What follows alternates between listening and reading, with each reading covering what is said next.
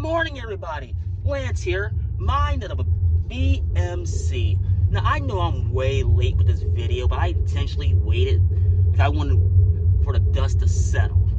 Now, as everybody knows by now, Donald Trump was on Joe Rogan last week. Now, this is one of those situations where, okay, I'm happy he did the conversation because it wasn't supposed to be an interview when he got grilled. But I'm going to address something first. People seem to forget what Joe Rogan's format is. It's a conversation, not an interview. Because the one time he tried to hammer somebody on something, if I remember correctly, it went so badly he had to put the guest back on and he had to tag in Tim Pool. So with that being said, the conversation was actually honestly pretty good. I'd see people on the left hammering Rogan on the should have hammered Trump. This format's not like that. But that's not the reason I'm talking about today. People are trying to give Kamala Harris a pass on all this. And here's my issue with that. Rogan reached out to the Harris campaign going on there. Now, she declined, okay, let me start that over. She didn't decline. Rogan said no. And I wasn't sure why until I saw the tweet he put out way early yesterday morning. It was like 12:02 in the morning. He actually specifically talked about this subject. The Harris campaign, number one, only wanted an hour, which wasn't going to work in this format at all because he's super long form. And two, he had to fly where she was at. Now, in that particular situation, I wouldn't have done that interview either. So Rogan made the right move on that. And Harris, my question is, why do you couldn't make the time to do that interview? Or that conversation, Because I think to reach out to millions, now, when I looked at that particular conversation with Rogan and Trump from last time I looked at like 40 million views. That's just on YouTube. I can't speak for anywhere else. I haven't even looked. And I'm actually going somewhere with this. Harris last night had her quote-unquote closing arguments and all this in her campaign. Not all this, her campaign. If she's shutting it down, this is the perfect time to go out to Austin and do the conversation. Now, do I think it'd be a good conversation on her part? No. I don't think she can sit up there for... I can spot her an hour, for even 2 hours, and have a general conversation. It's all the same talking points. Case in point, get sweet coffee here. She was on Club Shay Shay. Now, I'll give Shannon Sharp all the credit in the world for trying to do this format, even though I don't sub to him or anything like that. I knew he was doing it. But if you use the Google Chrome extension to see how many downvotes, talk about ratioed. It seemed like, and I'll even whack a third of that for trolls, for the downvotes. Nobody liked that interview. Nobody did. And this sums up Harris's campaign in a nutshell. And I'm not the only person who said this. Kamala Harris is trying to run the same type of campaign that Hillary Clinton did back in 2016. Now, they are basically same situation, wasn't anointed, and she expected everybody else to campaign for her. And the worst thing about it is, and it's the same thing with me and a lot of people, I'm not the only person that said this, same thing with Clinton. People see straight through her and how fake she is.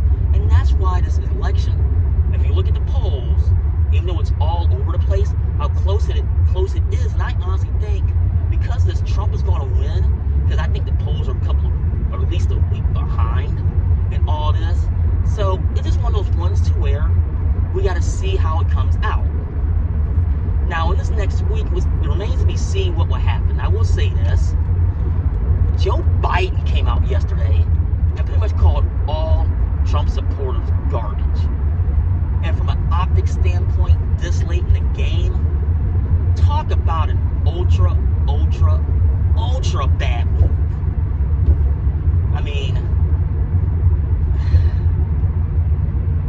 It's one of those situations situations, I'm using a sports analogy. They're not playing to win. They're playing not to lose. And that's not a strategy. At least not in a major election. And it really is affecting it down ballot. Now, your mileage may vary depending on the state, so keep that in mind. I'm not saying everybody. But it's definitely affecting it. And I don't know in this next week what's going to happen. Now, maybe Harris will have a change of heart and go on Rogan's show since she pretty much shut it down. Maybe she's in the hide mode. Maybe her strategy do absolutely nothing. And like I said earlier in this video, people will basically candidate for her. I'm not totally sure what in the world she's going to do. Now, Trump, he's going to campaign to the end. I'll give him credit for that. Now, most people already have their mind made up who they're going to vote for. But I honestly think there's a lot of independents still on the fence. And I'm talking about Joe or Jane. I don't know who to vote for, voter. And this is the week when people will start really sitting down and looking at what their policies are, what they plan to do, things like that. And people will look at Trump like, okay, what you see is what you get. The policy is out there. Okay, fine. Then you got the other half on Harris. She's talking about what she's going to do. And a lot of people are like, why didn't you get a chance to do that while you're in office with Biden? But that's an excellent question to ask. And Joe and Jane, I don't know who to vote for, is going to be asking themselves that. And I think, honestly, the DNC and the media knows this. And one thing, I'm talking about the media here for a moment, because I'm in the media, so to speak, because I'm a content creator. It comes to a point to where the media, as much as they hammer and slam Trump, they need Trump more than Trump needs them. And let me explain.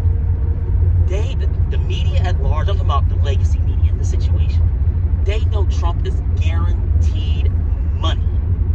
And that's why they do what they do. Because without Trump in the picture at all, they got nothing. And then CNN found this out the hard way. They're finding out all these layoffs, what they want to do. You got Bezos with the Washington Post, even though that's a different conversation for a different day. So there's a lot of moving parts here in this whole election, and I don't know what's going to happen. Okay, let me phrase that. I know what's going to happen, but I'm going to wait till election day, and I'm off that day, so I don't know if I'm going to live stream or not. And if I do, it's going to be later in the afternoon. I'm going to get lost in the mix like everybody, because I'm not going to be... Okay, the best way to describe it is, I'm not being somebody like the Young Turks who stream the election all day long. Now I'm going to be the media and get live wall-to-wall blog coverage? No. I'm not set up like that. Nor I want to be set up like that. So, everybody has their own chance of what to see, what you get. Now, I don't know, and I'm no conspiracy theorist for the most part, but it's going to be interesting to see, especially with how the early voting is coming in so far, what's going to happen. Now, I don't know if it's going to be like 2016, for instance, because I remember this. I remember I got home, I went to the bar that night, and I wasn't an immediate blackout that day. In 2016, I get home at like 2 o'clock in the morning. I remember turning on the TV, flipping to CNN, and seeing Wolf Blitzer on there, waiting for results of Metro Detroit. Now, that was absolutely comical, even though at that point I already knew Trump won. Now, in 2020, the way that went down was very, very, very questionable in some states, with the exception of Georgia. They did a straight-up recount per their rules. Now, I don't know in this situation what's going to happen in this election as far as the votes come in, because everybody's being very, very, very tight-lipped on this. And I think, and this is my opinion, nothing will happen.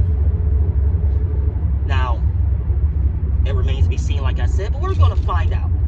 Well, folks, I'm going to get off here. This is one of my longer videos as I drive into work, as you can see. But let me know in the comments, what do you think? Am I right? Am I wrong?